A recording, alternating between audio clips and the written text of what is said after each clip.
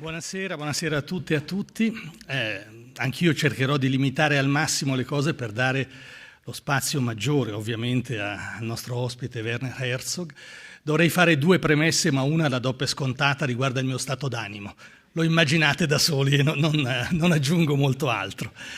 Invece la seconda premessa che ha già suggerito Matteo è che, anche se credo tutti, assolutamente tutti qui in sala abbiamo negli occhi e nella mente molti esempi della grande cinematografia di Werner Herzog, oggi parliamo soprattutto dei suoi libri e del suo rapporto con la scrittura.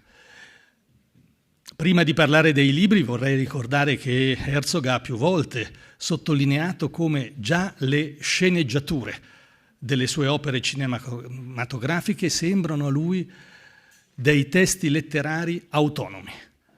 E oltre a questi ci sono dei veri e propri libri. Oggi parleremo soprattutto di due di questi libri e altri due, come dire, alleggeranno nel sottofondo della nostra conversazione. I due di cui parleremo e che richiamo subito sono il suo libro d'esordio, Sentieri nel ghiaccio, che è stato scritto nel 1978 e tradotto in italiano 2 anni dopo, con questo titolo, e il più recente, un libro di un paio di anni fa pubblicato da Feltrinelli, Il crepuscolo del mondo.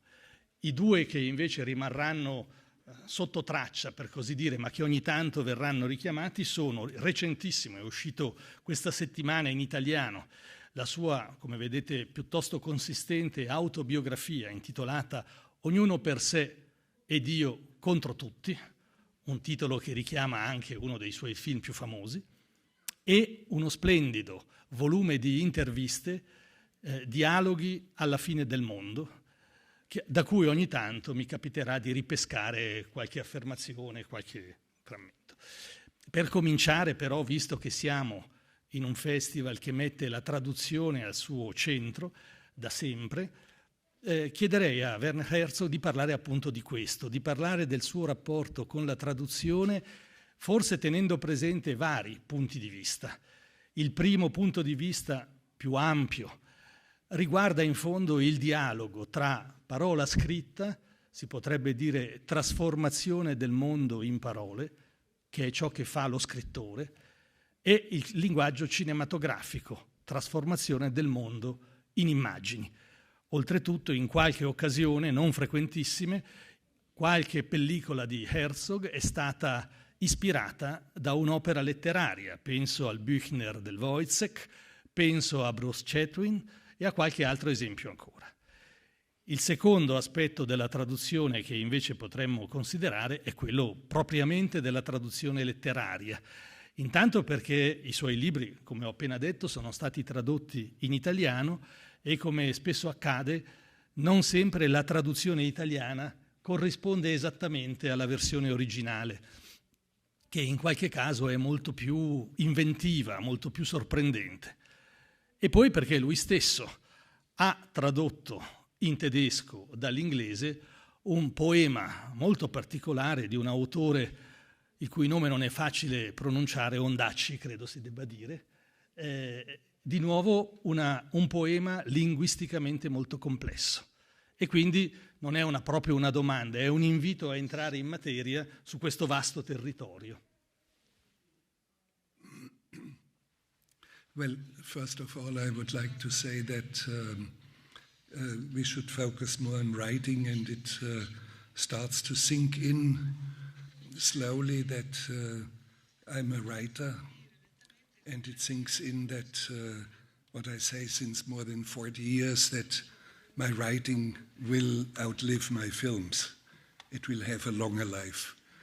And there's a more direct relationship between writing and filmmaking. In filmmaking you have finances in between, organization, crazy actors, editing, and you just name it. Here when you're writing, you're just instantaneously expressing what is going on inside of you. And so I try to avoid at the moment to speak too much about cinema The only remark about what I heard is that certain pieces of literature should not be transformed in films. For example, Dante, leave Dante in peace and read Dante and do not make a film. Or for example, Georg Büchner, a short text, prose text named Lenz, about 30 pages, which is some of the most beautiful prose that was ever written in German language. There was an attempt by an American filmmaker to make it into a film, and it's a failure. Thanks God it was a failure, because you should not touch the text, leave it a text. So that's as a preamble to what we are doing here. What is interesting when we speak about translation today, I discovered saw the translation of Every Man for Himself and God Against All. Can I please have the book for a second? Can I? Sì. No, memories, yeah, memoirs. What is interesting, and it sounds pedantic, what is interesting is that the book finishes in the middle of a sentence, literally in the middle of a sentence. Maybe you can read this in Italian. Here, just towards the end somewhere. L'ultima frase di questo libro è così, in italiano. Lì, ai piedi del muro di cemento, ci sarebbe un'infiltrazione cristallina dalle rocce laterali, visitata da branchi di cervi, come se... Tre puntini di sospensione. Yes, in the three points is interesting because the translator wanted to emphasize this is an unfinished sentence. But when you look at the very beginning, I describe what happens at the end in the preface. The way I describe, it must be somewhere here, I think. Ah. About Onoda. Sì. Allora, ma non era un proiettile, bensì un colibrì. Anzi, devo leggere forse da poco prima. A little bit more, sì. Yeah, from the... Stavo quasi terminando la stesura di questo libro quando ho sollevato lo sguardo perché fuori dalla finestra avevo visto qualcosa lampeggiare e sfrecciare verso di me. Brillava di un verde chiaro, ramato, ma non era un proiettile, bensì un colibrì. In quel momento ho deciso di fermarmi. L'ultima frase si interrompe semplicemente dove ero appena arrivato.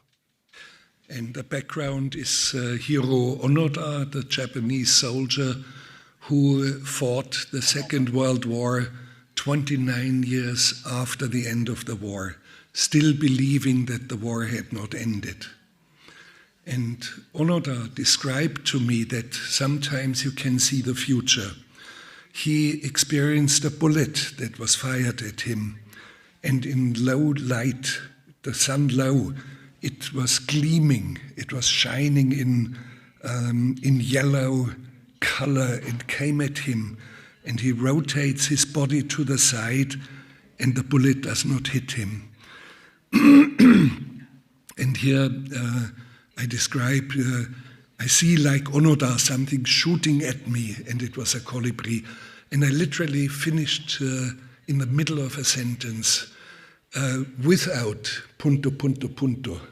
Just, so it may be pedantic, but it's literature how it's translated, but it's real life how it happened to me, without having the time to make dot, dot, dot.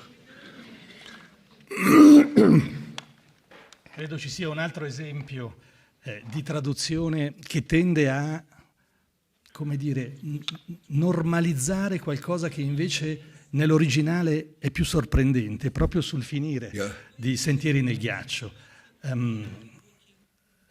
Nell'ultimo appunto di questo libro, dopo ne parleremo meglio, per chi non lo conosce è il resoconto, quasi il diario di un cammino a piedi da Monaco a Parigi, un cammino a piedi particolare, fatto senza nessuna attrezzatura salvo un paio di stivali e pochissimo altro, e fatto per una ragione incredibile, e cioè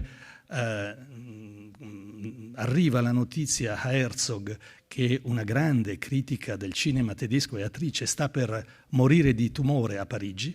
A lui sembra impossibile accettare questa morte, sia per ragioni affettive, sia perché questa figura è troppo importante per ciò che sta avvenendo nella cultura tedesca. Non può morire. E quindi si dice che se potrà andare a piedi da Monaco a Parigi, senza i comfort del turista, ma con la sua pura forza, lei vivrà. E quindi parte per questo viaggio. Alla fine l'ultimo paragrafo dice... Maybe you'll read from here. Siamo sabato 14 dicembre. Sul seguito ancora questo. Sono andato dalla Eisner, è il nome della grande critica, era ancora spossata e segnata dalla malattia.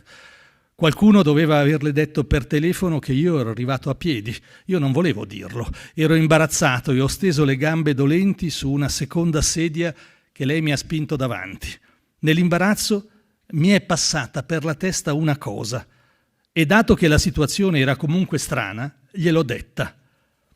Insieme, questo è il punto fondamentale, insieme, ho detto, faremo un fuoco e arrostiremo i pesci. Questo in italiano. Yes, and that's an interesting thing about translation here. I do not want to criticize it because I think it's very well translated into Italian. And you have to understand, I was walking 85 kilometers non-stop, a whole day, a whole night, another whole day without stopping, and there was ice and snow and rain in storm against me.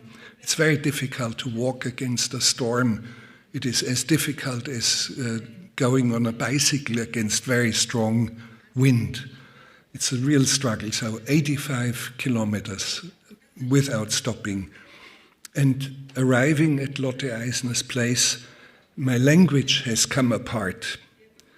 And the imagery has, in a way, came apart.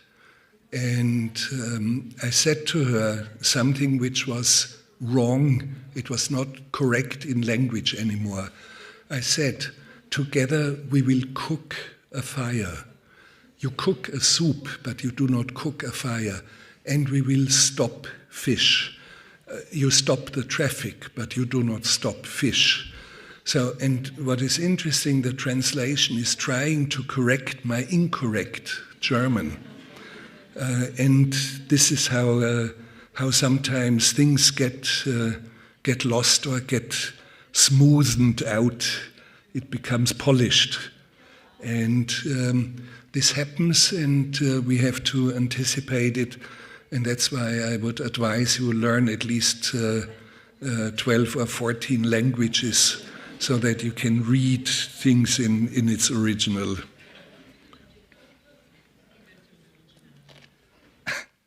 Quest'ultima immagine mi porta subito a scombinare un po' la scaletta che avevo preparato.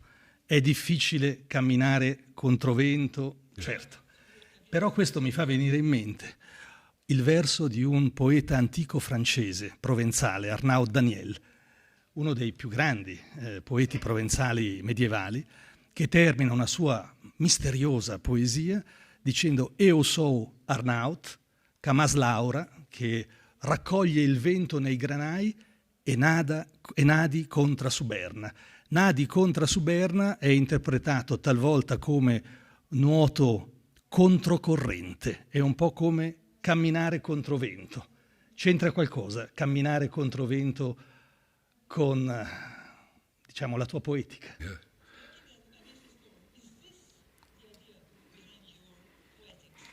No, there's no idea. I just write. I do not think that much. We have to be careful. And when you're walking, like from Munich to Paris, it is a situation that translates immediately into some sort of a text. Of course, I'm a thinking person, but I'm not overloading my writing with big ideas. And it ends with a strange thing I said to her at the end, the very last sentence. I don't know if you read it. I said to her, please open the window. From these days on I can fly.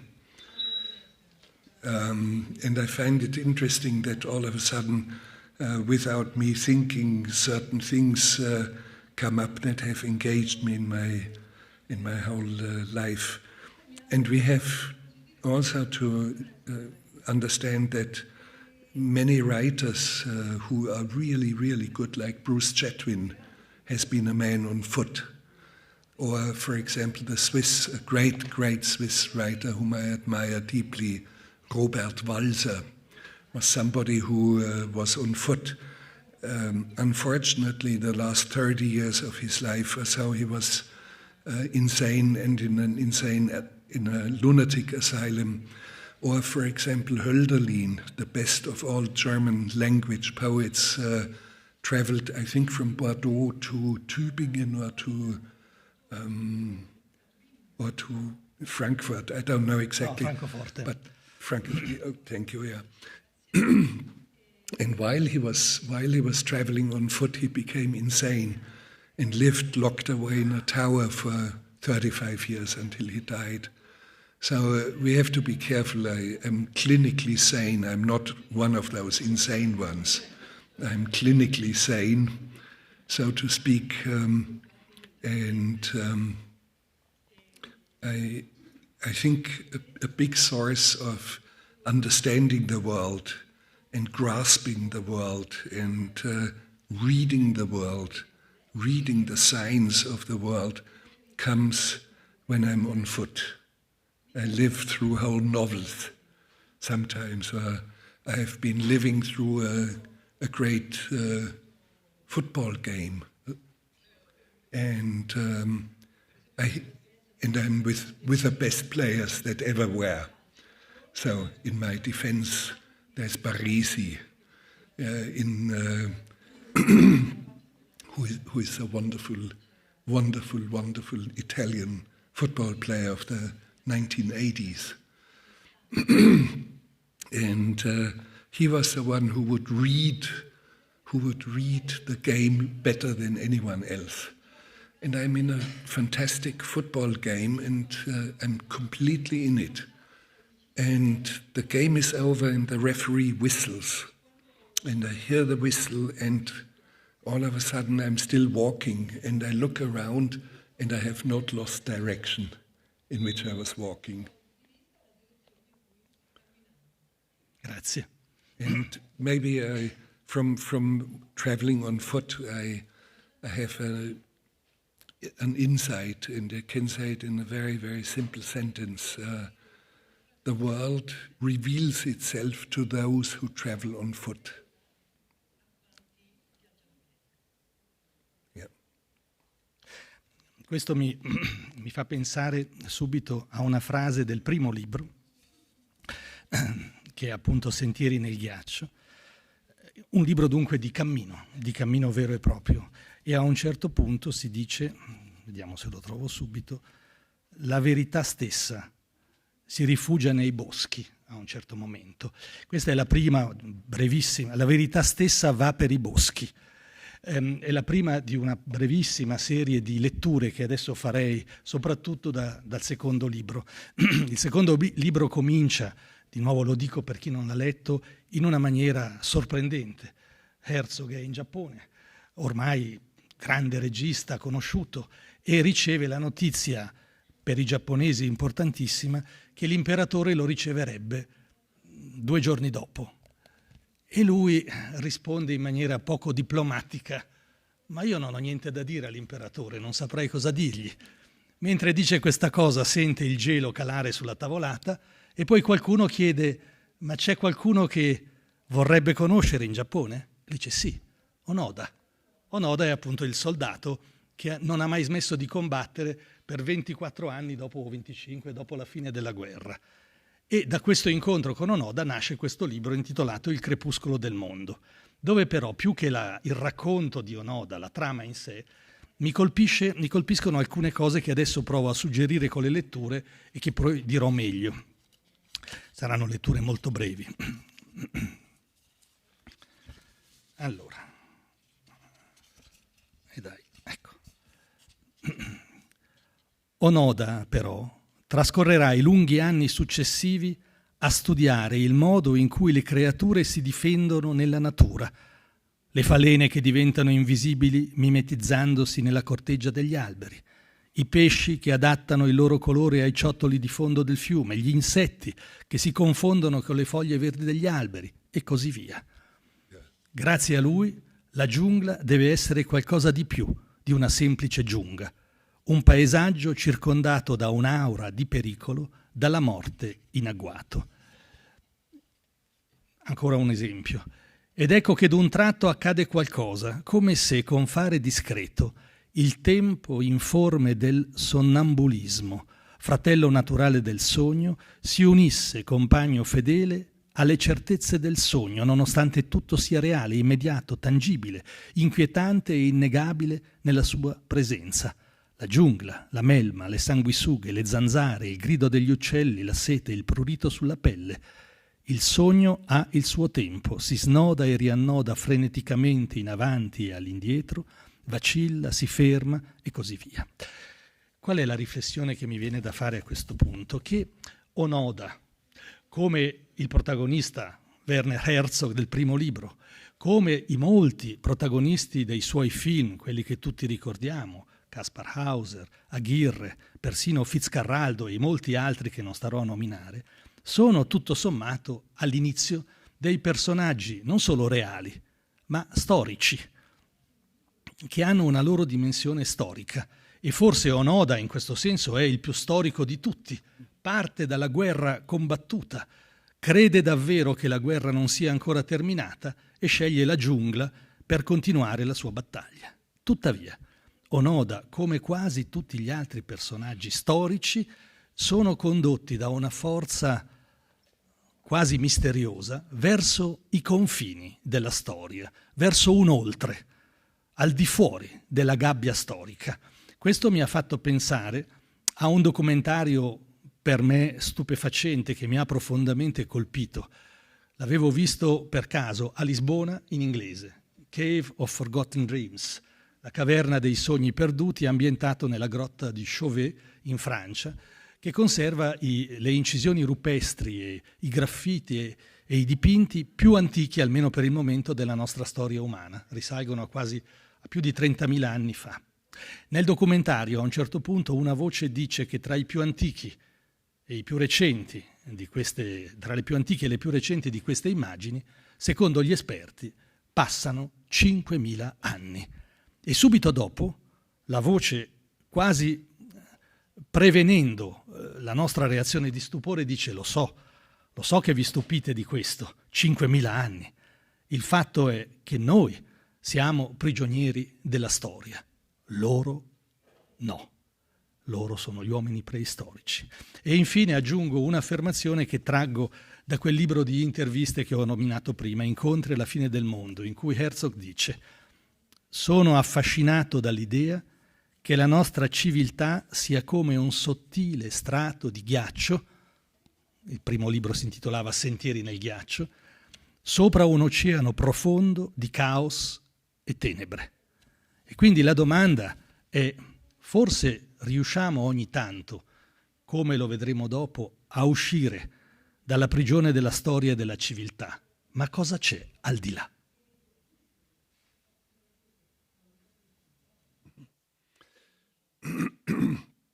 We do not know, and I think it is good that we don't know.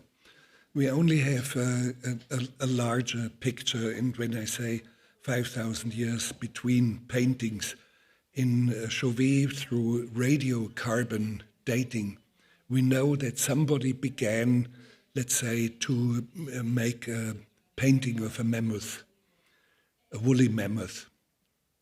And somebody finished the painting, and that was 5,000 years later. So much time like between the very earliest Egyptian pharaonic times until today, between one painter to the next who finishes it. So there's very hard to understand dimensions of time in it. The style is the same, so apparently what we consider history has not really happened to them. However, there's a strange thing which is something like a collective memory which seems to last very long, and we are not very aware of it, that there's a history involved.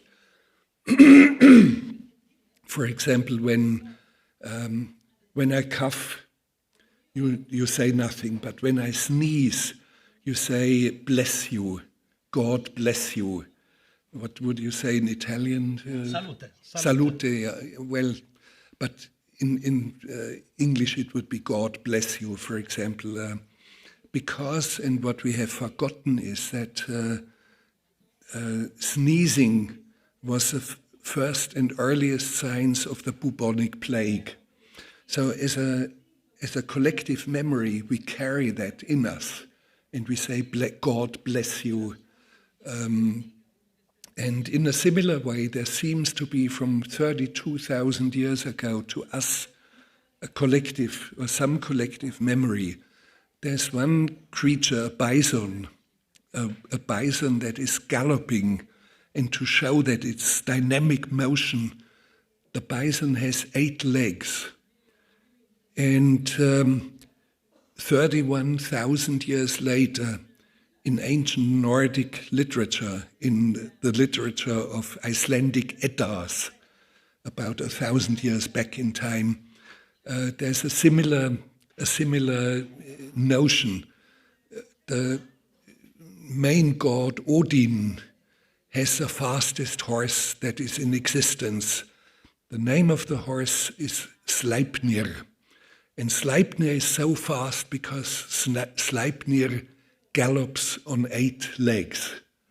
So all of a sudden the same notion in old Icelandic poetry, which was more than 30,000 years later. Or for example, there's a hanging rock inside, and the only depiction of a human being is the lower part of a female. And this lower part of the female is embraced by the hoof of a bison, the hoof of a bull. And it's very strange. This motif reappears with Picasso 32,000 years later, and Picasso did not know the cave because it was not discovered at that time. And he makes a series of lithographs called Le Minotaure et la Femme, the Minotaur and the woman. And we seem to have hidden collective memories that point at some passage of time where time itself has no significance anymore. And those are very, very fascinating things that you can see in this cave.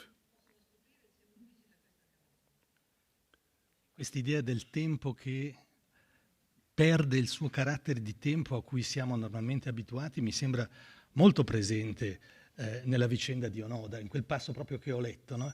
E questo immergersi nella giungla è in qualche modo scoprire, come avverrà poi appunto anche, non so, per esempio nel film di Aguirre, scoprire qualcosa che è concreto, è altrettanto concreto della nostra normale percezione della realtà, ma sembra corrispondere a un altro stato di coscienza e a un'altra dimensione dell'esistere. È giusto?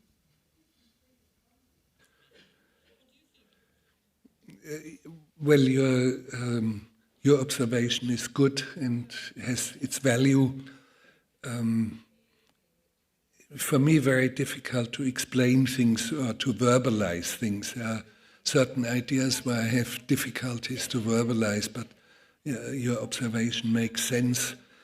And of course, time plays a big role also in the book, which we don't have here, Conquest of the Useless, which is based on diaries that I wrote during the work on Fitzcarraldo.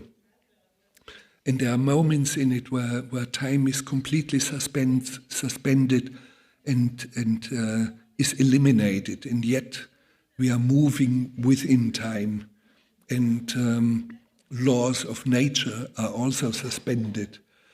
You see, when you move a steamship over a mountain, and the steamship is 340 tons heavy, it is against the laws of nature.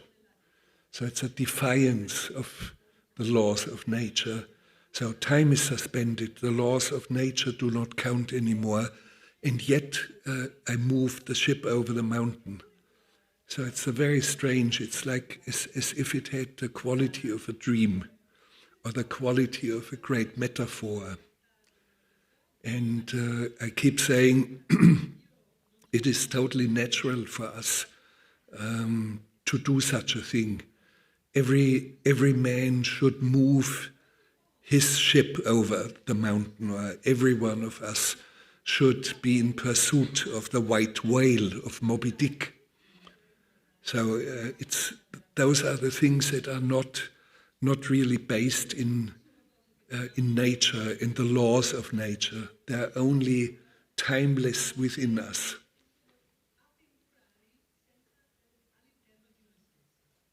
Certo. Quando avvengono questi momenti particolari in cui sembra di riuscire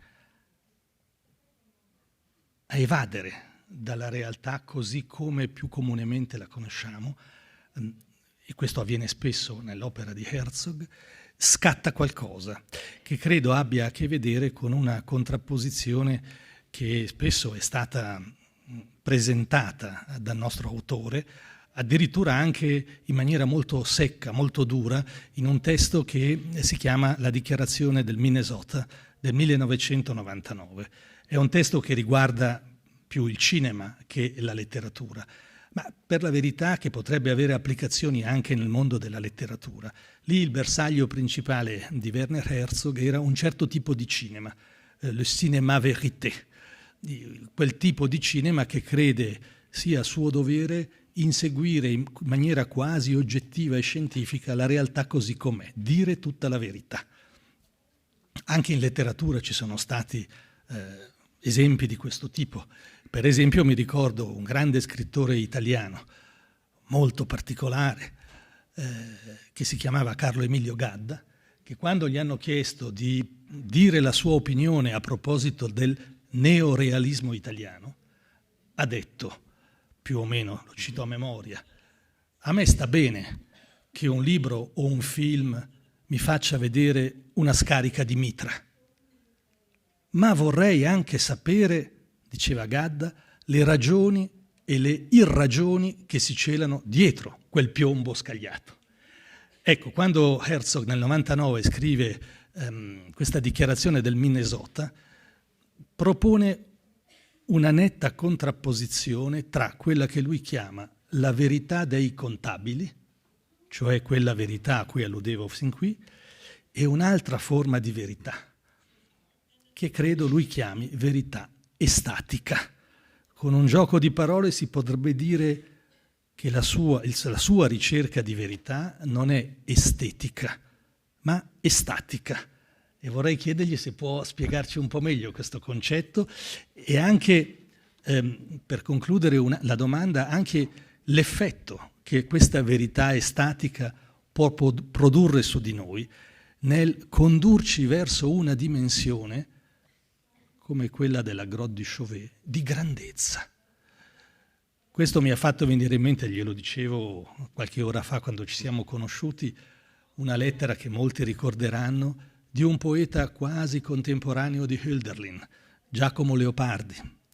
Leopardi a 20 anni, anzi a 19, cerca di fuggire dalla casa per lui asfissiante dei suoi genitori, da Recanati, La fuga andrà male, lo beccano e non riesce a scappare, ma ci resta la lettera che aveva scritto a suo padre per spiegare le ragioni della sua necessità di andarsene. E in questa lettera dice che lui vuole perseguire un ideale di grandezza, ma poi ha si interrompe un attimo e dice: ma forse lei, signor padre, voi non potrete capirmi, perché forse lei non conosce altra grandezza che quella che si misura con i calcoli e con le norme geometriche, cosa che mi sembra molto simile alla verità dei contabili. Yes, of course it's a deep question that has always been behind my quest of writing, of making films. Something that is unknown to us, the truth nobody knows, nobody can define what it is. Neither the mathematicians, nor the Pope in Rome, nor the philosophers. But I think it's where poetry begins, where real poetry begins. And it's not only the poetry of those who write poetry, it's those who read poetry, who have moments of illumination. And if you can get this moment of illumination across to an audience in films, in writing, that's the best that can happen to you when you are an artist. And of course, it's always a conflict between facts and something, a deeper truth, a deeper layer of truth. And I would like to mention André Gide, who once said, I modify reality to... I have to say it again. I modify facts to such a degree that they resemble truth more than reality. And I think this is a very, very fascinating concept. And in a similar way, departing from facts and the real things in the world, you have Michelangelo, and I think the finest sculpture that was ever made by any artist is the Pietà, which you have in Rome, in St. Peter's. You have Jesus in the arms of his mother. Jesus is a 33-year-old man, and you can see that. And when you look into the face of his mother, the mother of the 33-year-old man is maybe only 15, maybe 17. So my question is, did Michelangelo try to give us fake news? Or did he try to lie to us or cheat us? No, he did not. He modified facts to such a degree that all of a sudden we have the illumination of the deeper truth of these two persons. So that in essence would describe, but we could spend the next 48 hours here to discuss it, and it would be good. It would be a separate event, and I would show 48 hours excerpts of films, would read excerpts of poetry, and then we would get a little bit closer.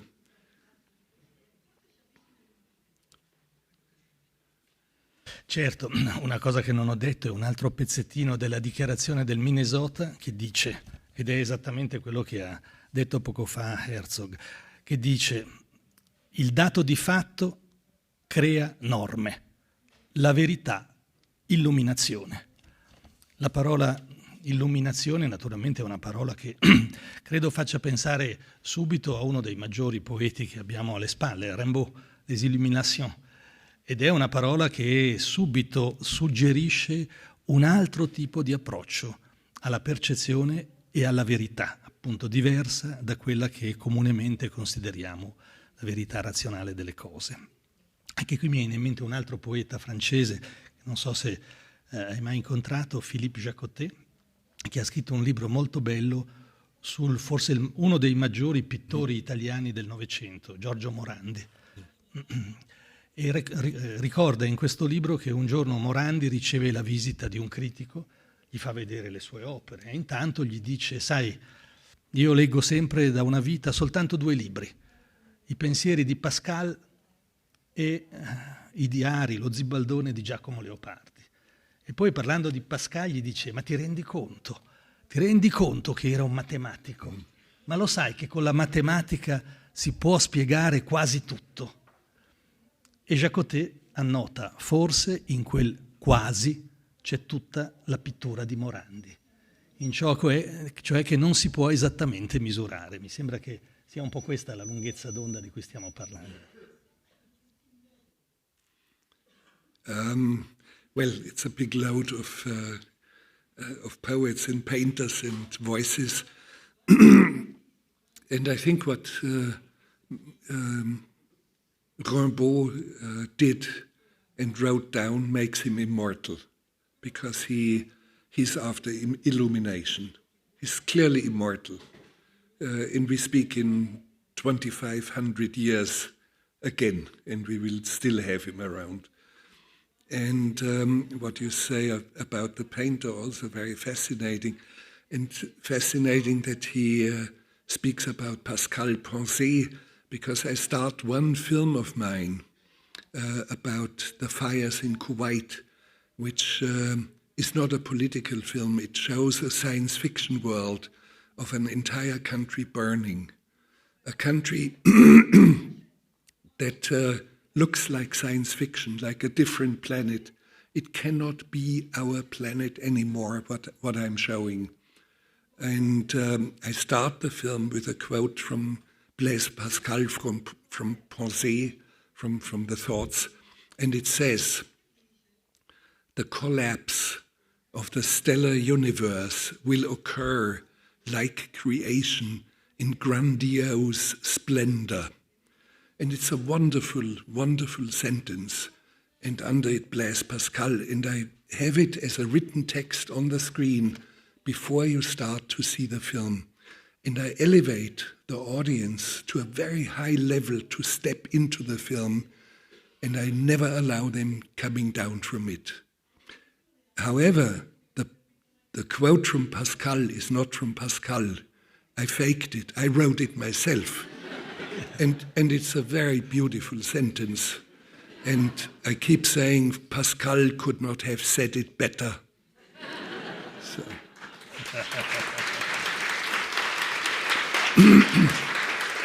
But my point here is that yes, I shape, I modify, I sculpt facts to such a degree that it resembles truth more than reality, what André Gide has told us.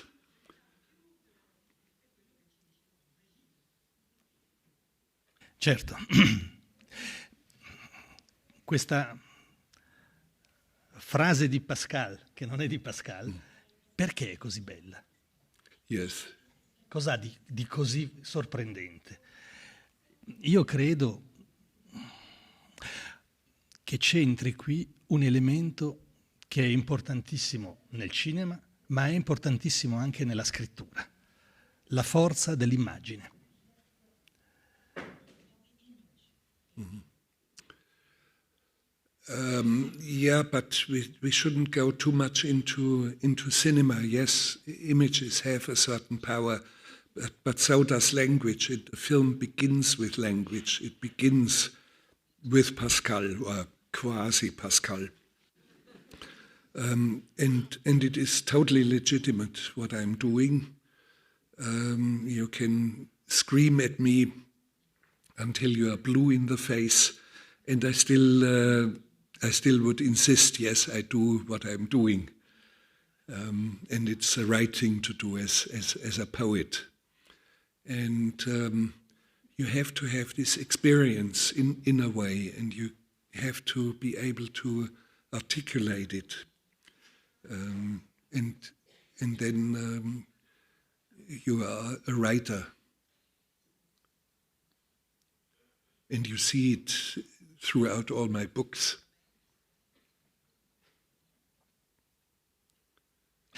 Adesso faccio la domanda più difficile o più scema, a seconda, in cui mi metto in gioco direttamente, perché nella dichiarazione del Minnesota, che ho richiamato prima, tutto quello che ho riassunto poco fa, che va contro la verità dei contabili e il cinema verité, mi è chiarissimo e sì, parva licet, potrei condividerlo senza problemi. Ma poi c'è, credo, il punto 10 che va a toccare una corda molto sensibile. Io credo di capire contro cosa si dirige questo punto 10, verso, che dopo leggerò tra un istante, lascio la suspense, verso una certa paccottiglia New Age, un modo di guardare, una melassa di pensiero con cui si parla della natura e del canto della vita. Ma nello stesso tempo, appunto, mi tocca e mi interroga particolarmente. Quest'estate stavo scrivendo per i fatti miei un appunto che adesso leggo e poi chiederò una cosa a Herzog. L'appunto è il seguente. Non sempre si ha la forza di guardare e vedere davvero ciò che si guarda. Oggi, ad esempio, distratto dalle cose da fare, guardo gli alberi e i prati, eppure non riesco a vederli, né loro sembrano in grado di parlarmi. Condizione frequente, del resto, e forse più diffusa. Ciò che mi distrae ammutolisce il mondo. Ritrovare la concentrazione ammirativa è difficile. Serve un percorso interiore che non si può definire in modo esatto o che io non saprei né vorrei definire. Ma è la condizione necessaria per poter vedere e di conseguenza scrivere, forse. Poi Werner Herzog, nella dichiarazione del Minnesota, da non dimenticare, 2 punti, aperte le virgolette. La luna è ottusa. Madre natura non chiama, non ti parla, anche se un ghiacciaio a volte scorreggia. E non prestare ascolto al canto della vita. Posso essere dall'una e dall'altra parte contemporaneamente? Allora la domanda è: come giudichi queste affermazioni? Sono il frutto di una ingenuità imperdonabile o una contraddizione che produce un po' di senso? No, I think it's very healthy that you have moments where the forest and the meadow is out there and it doesn't speak to you. Thanks God you are a healthy human being and you are not a poet all the time in illumination. It would be an unbearable existence. So, and by the way, from the Minnesota declaration, the part about the glacier is a quote from Reinhold Messner, the mountain climber. He says in one of his books, he said, nature doesn't call me, the mountain does not call me, but yet sometimes a glacier farts. So it's a beautiful way. And in the very end of Don't Listen to the Song of Life comes from a very kitschy report or film, documentary film on an American actress. I forgot her name at the moment and I shouldn't even mention it. She was 80 years old and she was asked for about, at the end of the film, about the meaning of life and how we should live our lives. And for minutes, the actress, who is 80 years old now, looks into the camera and comes close to tears and pretends to be thinking. She pretends to be thinking. And then she says, "Listen to the song of life." And I cringed, for God's sake. No. She has been so impressive as an actress when she was much younger and so wonderful, and please don't say that. So I'm quoting a great American film star who meanwhile died. But so it's what I try to point out, of course, there has to be life, and that means life and nothing else. And that's why I would like to never really describe things or be around with a camera through essential things of life. For example, when a child is born, I would not like to be there with a camera. Or, for example, I've made 9 films on death row in the United States, in Texas and Florida, and having discourse with men and 2 women also who were executed fairly shortly after, or almost all of them. And one of them invited me. He said, we had such a good rapport now in this 1 hour. I would like you to be the witness during my execution. And I said, no, I'm not going to do it. He said, can you film it? I said, no, even if I had permission, even if you paid me $10 million, this is something essential, and there's a dignity of the death of a human being which must not be filmed, which should not be described as by a poet. Allow life to be life. And I give you a hint, for example, my memoirs, I started the day with 3 hours of filing my tax returns. Very bureaucratic. And then since I was warmed up, I kept writing my memoirs. And by the way, it was my wife who said to me, you have to do it. Some cretino one day will come and will write your life, your biography. You better do it yourself. So, and after 3 hours, 15 pages of writing, I had to go to the pharmacy and I had to do some shopping and pick up my laundry from the dry cleaner. So allow life to be life and allow the illuminations to come in at very specific moments. You cannot be a poet 24 hours every day. Certo. Mi sembra che si sia capito bene.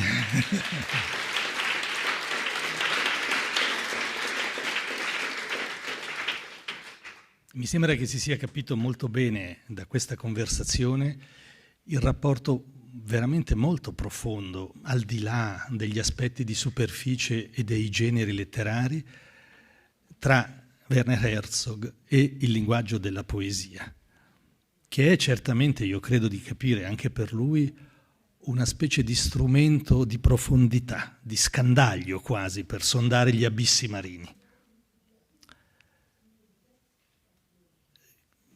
Questo mi ha fatto venire in mente però un passo che credo di aver letto in questa autobiografia, in cui molto con la forza che abbiamo sentito in lui e con l'ironia anche, dice di non amare affatto, anzi, forse dice un po' peggio, gli psicanalisti, di non avere mai sentito il bisogno di un'esperienza psicanalitica, anzi, di considerare la psicanalisi una delle iatture del XX secolo, perché, aggiunge con un'immagine molto evidente, una casa illuminata in tutti i suoi anfratti sarebbe una casa inabitabile. È giusto?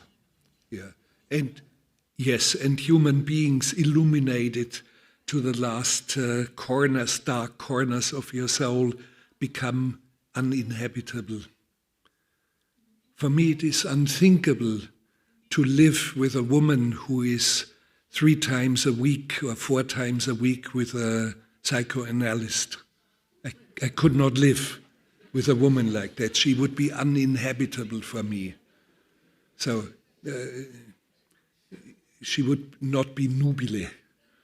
You cannot marry her. And so you have to be cautious about permanent self-reflection and illuminating or putting light to all your corners of your wounds that you have received during your life. And sometimes forgetting is something wonderful. I'm against, for example, uncovering childhood traumas, traumatic events that you went through. It's much better to keep it forgotten. It's much healthier. And it makes those who start to look back into the reasons and whatever of their childhood traumas, it makes them very, very difficult into very difficult human specimens. Not for me. I have hard times with people who are too much into self-reflection.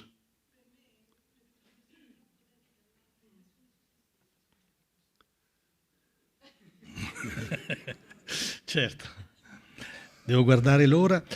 Forse comincio a leggere un brano che avevamo pensato di utilizzare come conclusione, anche se questo non vuol dire che concludiamo l'incontro, ma che poi vedremo se magari ci sono anche domande, osservazioni o curiosità dal pubblico.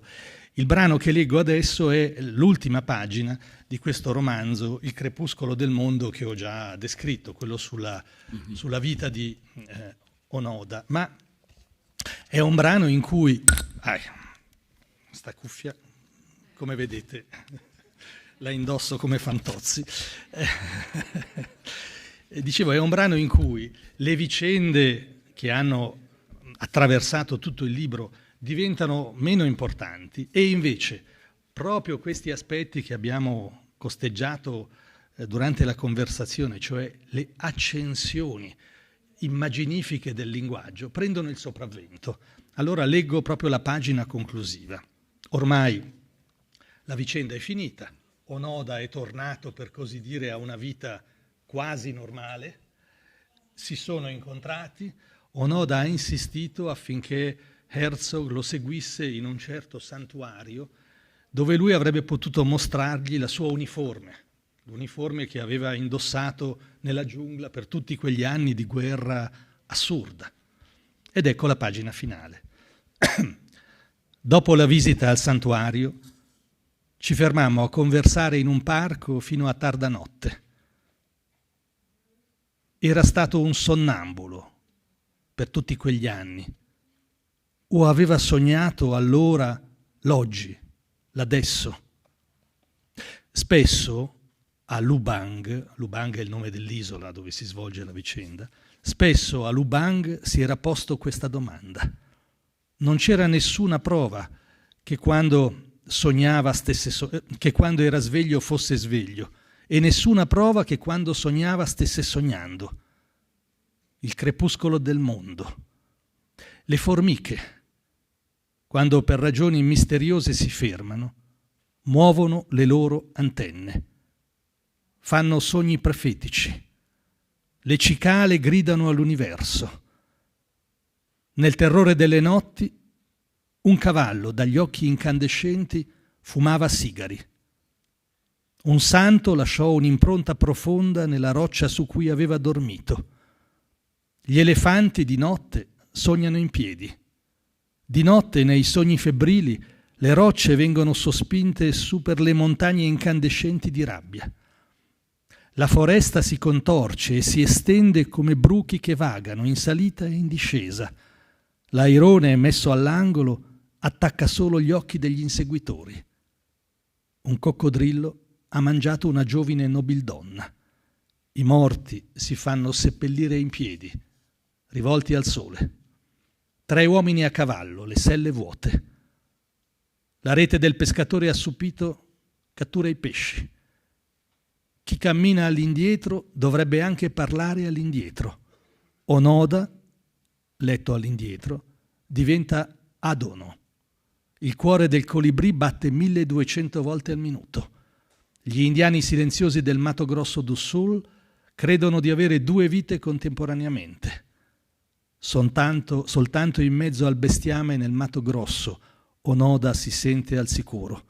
Il suo cuore batte con i cuori degli animali. Il suo respiro respira con loro. Solo allora sa dove si trova, sa di esistere. La notte è finita e i banchi di pesci nuotano nel buio.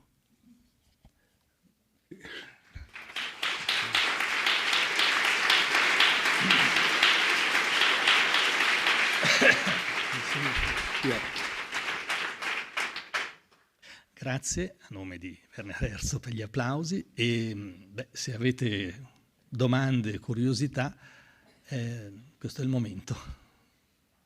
Abbiamo ancora, credo, una ventina di minuti circa.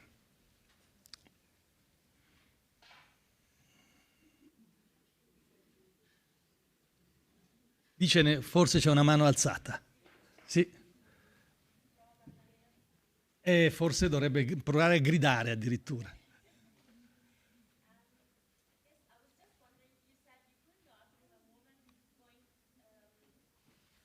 Sì. Yeah. Can you repeat? Can you no, tu non puoi. Yeah. The translation cannot hear it, so we repeat the question here, please.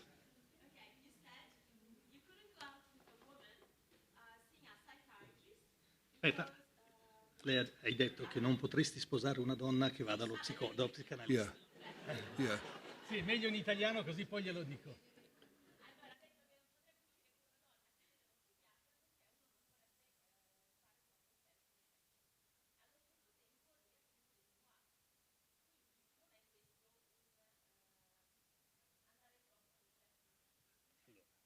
Say it in the microphone.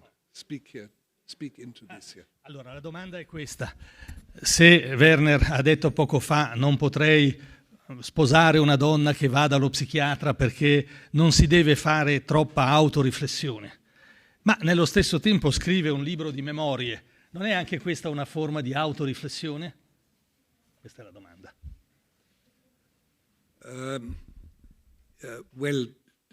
About the woman with whom I married, she sits here and she can testify that she does not go to the psychiatrist. So that's one thing. The other question about memoirs, of course, in a way there is some self-reflection and memories in it, but of course describing events is not necessarily a question of looking deep inside of your soul. You do report certain things that happened in your life.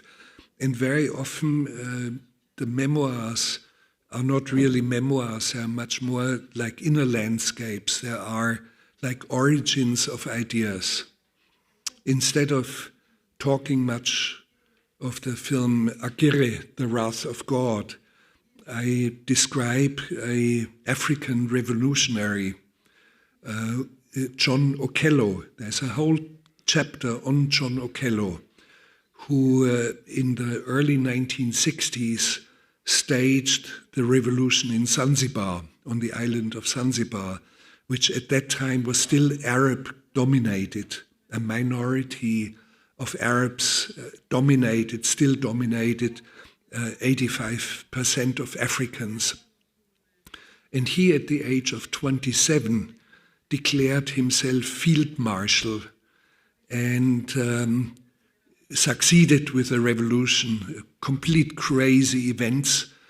And he delivered speeches to the people, most of the time circling in a small aircraft over the island. And the onboard radio was switched to the radio station on the island. And he delivered speeches so completely mad and so incredible that it made it to the Western news in miscellaneous small news in the newspapers. And I was in contact with John Okello.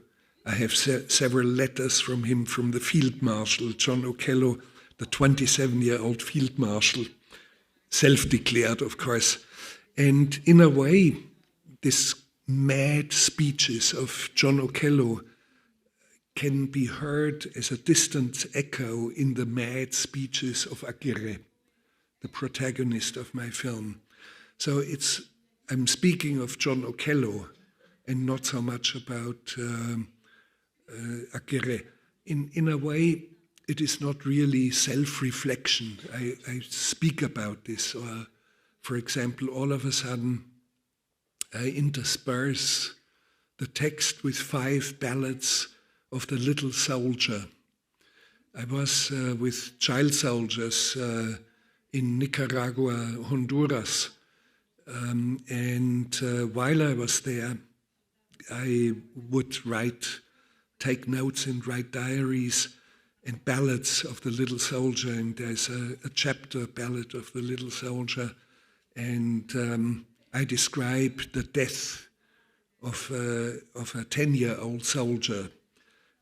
And it's not self-reflection, it is just something that hit me very hard because he shot himself in the mouth with a M16. And I saw it. So I just describe it, and it's a stark, naked prose. It's a little bit like Hemingway would write his short stories. It has this sort of laconic power. I never wanted to imitate Hemingway, but all of a sudden I think Hemingway is not any better than what I'm writing here. So, and of course, not much self-reflection, even in my own judgment about the quality of my book. So.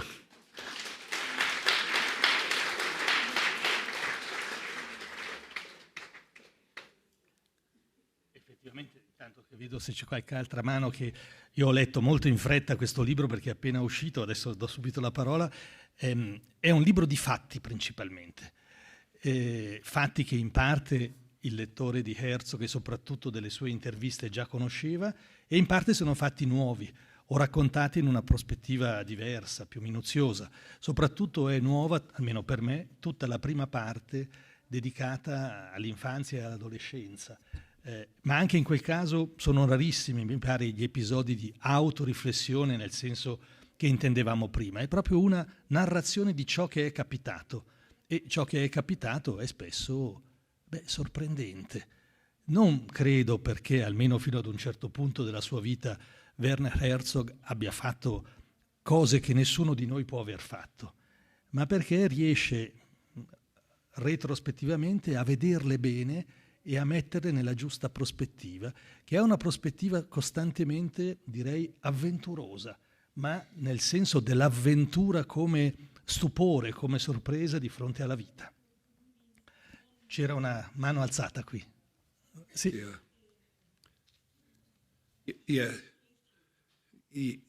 Just a quick response. Yes, you are right. There's always a sense of awe, a sense of wonder. And that's the beginning of poetry, and that's the beginning of cinema. So it's nothing particular. And of course, my life has been very densely packed, has had great dangers, I have lived through things that normally a filmmaker, professional, does not live through, like moving a ship over a mountain or putting the entire cast of actors under hypnosis for a film, and on and on and on and on. So in a way, this kind of compact density informs the prose, and it forms a perspective. And because my life was so different from all my peers, all the others who are making films, my prose is different. It reflects into the language. Grazie. Yeah.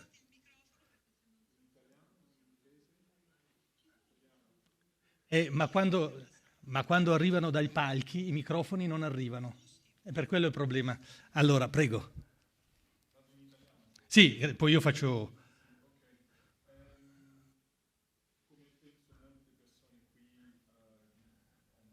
He will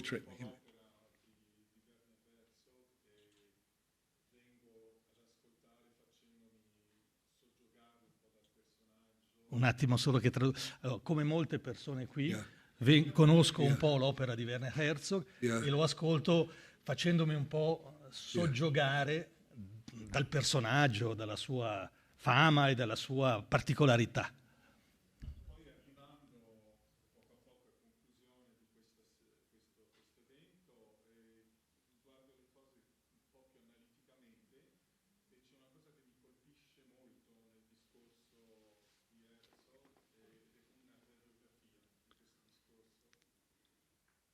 Poi, Yeah. avendo ascoltato tutta la conversazione, vedo un po' meglio le cose in maniera un po' più analitica e c'è una cosa che mi colpisce molto, come se fosse una radiografia di Werner Herzog.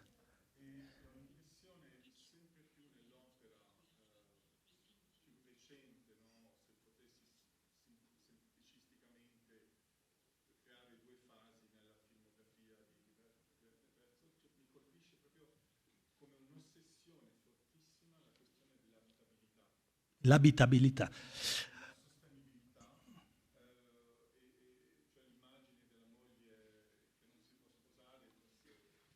Riassume questo. E allora la cosa che, da cui viene particolarmente colpito è che ha l'impressione che soprattutto nell'ultima fase della tua opera, se si può dividere in fasi, sia presente quasi un'ossessione per la sostenibilità e l'abitabilità. E in questo senso quasi la battuta circa la donna che non si può sposare perché va dallo psicanalista potrebbe essere il riassunto di questa, la condensazione di quest'idea.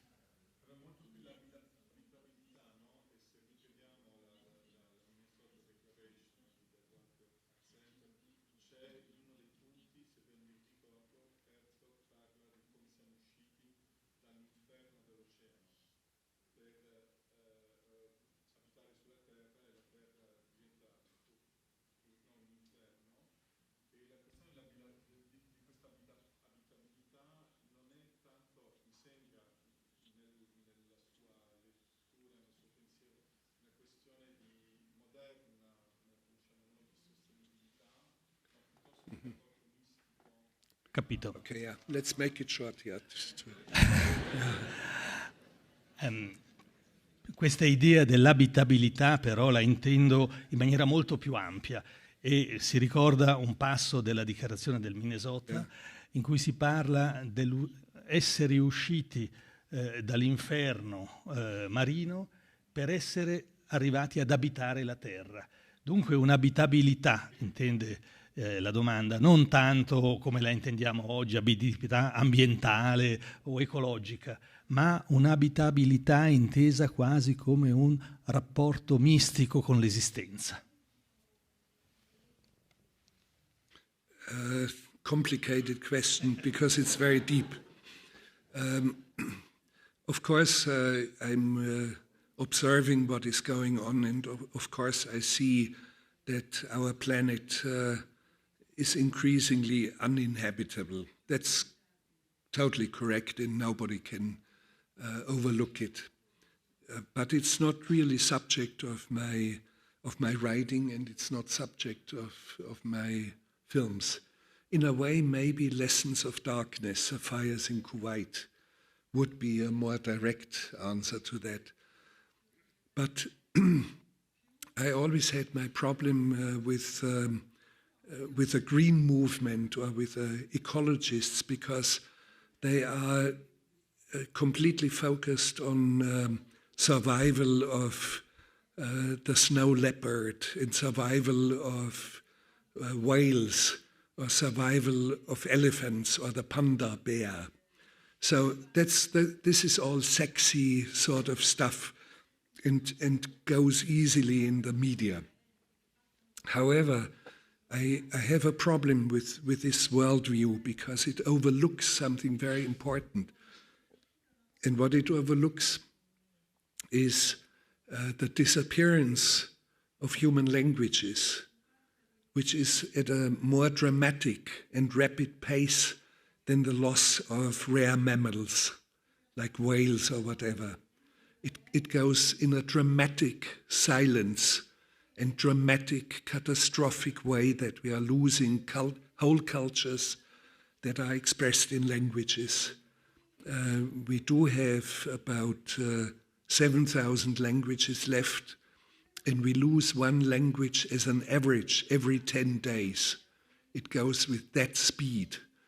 And so I'm looking at how do we lose whole cultures, whole languages? How can we stop that? How can we keep cultures alive. And it's interesting that my wife has made an installation, or actually virtual reality piece, which is called Last Whispers.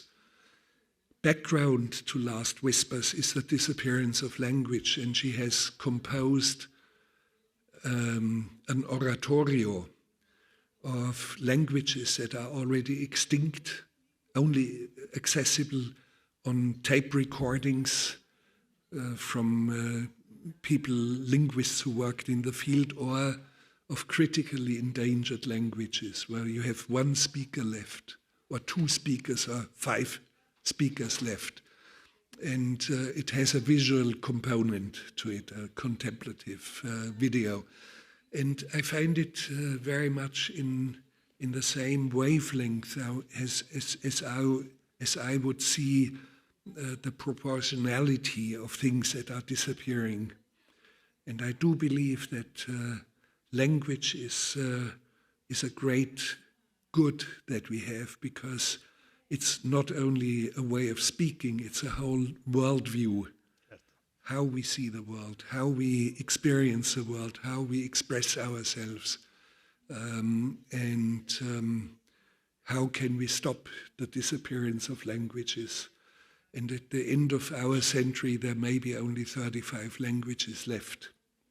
The major languages, Italian among them, probably. So, and that's a broader aspect of ecology. Certo. Speriamo l'italiano, ma un poeta italiano che adesso è scomparso, molti hanno già sentito questa battuta, che non è una battuta, si chiamava Edoardo Sanguinetti. Spesso quando doveva leggere in pubblico diceva: buonasera, io mi chiamo Edoardo Sanguinetti, leggo le poesie che ho scritto in italiano, cioè in un dialetto dell'inglese. Yeah, well, that's a nice provocation by a real Italian. Certo. Okay, yeah. Certo. C'è un'altra mano alzata e poi credo che dovremo avviarci alla conclusione, stavolta per ragioni di tempo. Yeah. Yeah. No, he will translate it.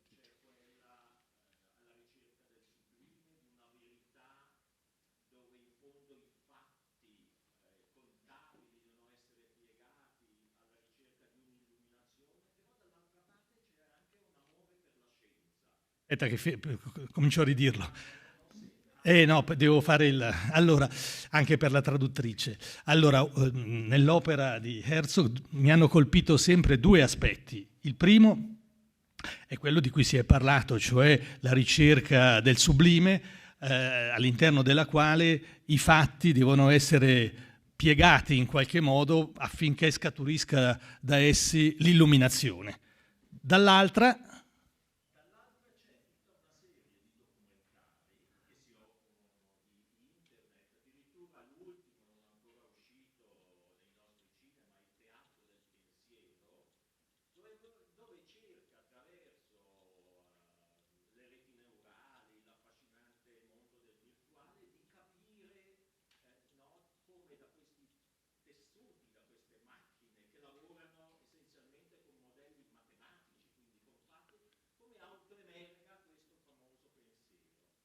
l'altro aspetto è intanto la passione e l'interesse per il mondo della scienza e addirittura della tecnologia, e la domanda cita alcune di queste opere che scandagliano internet, i nuovi linguaggi, o addirittura in un'opera che ancora non è uscita nei cinema della Svizzera italiana, le reti neuronali, l'intelligenza artificiale, insomma tutto questo orizzonte che ha a che vedere con le macchine, la tecnologia, e che sembra dominato da una sostanziale forza di natura matematica.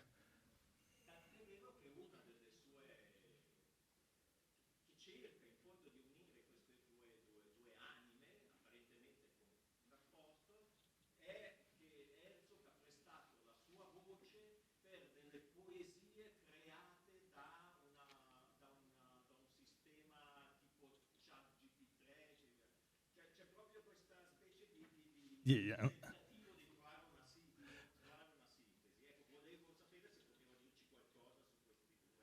E il punto quasi più estremo di questa attenzione per scienza e tecnologia è l'aver prestato la tua voce per delle poesie create dall'intelligenza artificiale.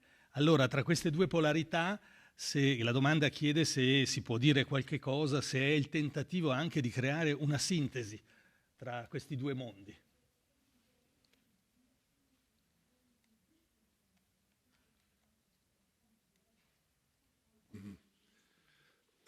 There's not a question of harmonizing it, that's our world.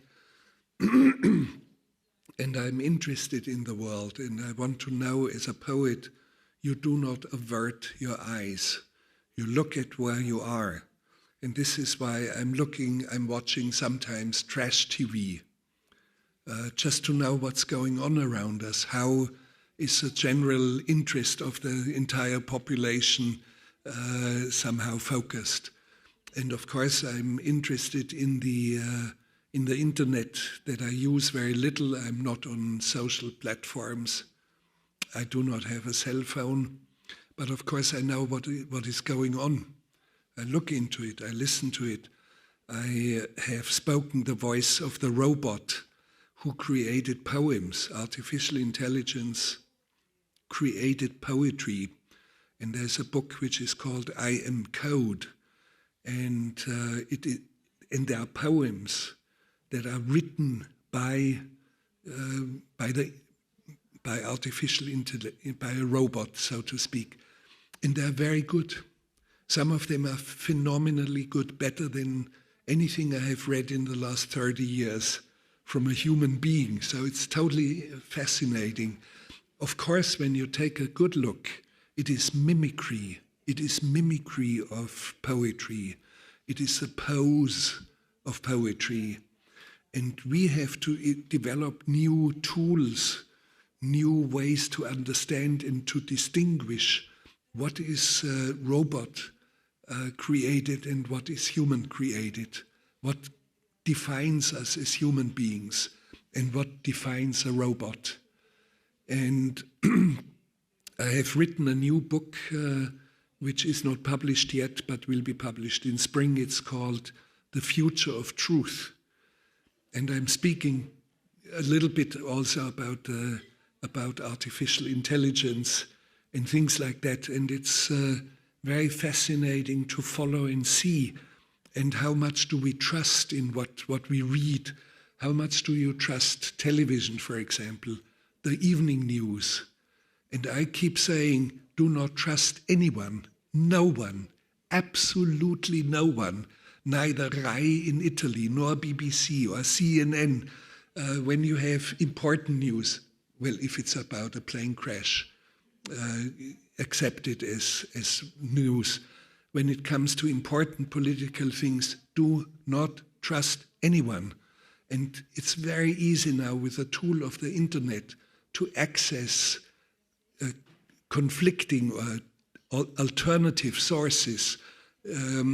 Listen to Al Jazeera and you see all of a sudden Al Jazeera sees an event completely differently, or look into Chinese TV, or go into the internet under miscellaneous things, and you will discover all of a sudden a completely diversified aspect of the world and events. And do not trust in any email that reaches you. It may have been written by a robot. The young teenage girl who receives a mail of a young boy, a 15 or 16-year-old boy, who sends her a photo, and he looks very sweet and has blonde hair and smiles and writes love letters to her, maybe written by a robot, or worse though, maybe written by a 65-year-old predator who tries to lure her in. Do not trust your emails. Do not trust the news. Do not trust the newspapers, which doesn't mean you have to hate them. We have to start living with these things. We have to start understanding it. And when I look at, let's say, prehistoric man who lived, let's say, from picking berries and hunting animals and eating mushrooms, the prehistoric man immediately knew, I will take this mushroom here because it's a porcini mushroom, wonderful to eat. And they would not eat the poisonous mushroom. They do not have to test it every day. It has become a common attitude towards nature, the kind of caution and an attitude towards nature. It does not mean that prehistoric man hated nature. Certainly not, but they knew how to navigate it. And you have to navigate this world that is coming and already manifesting itself in a way that you assume every single mushroom is probably poisonous. When you eat it with caution. Try it out. So, and that's my advice. All right, I think we should.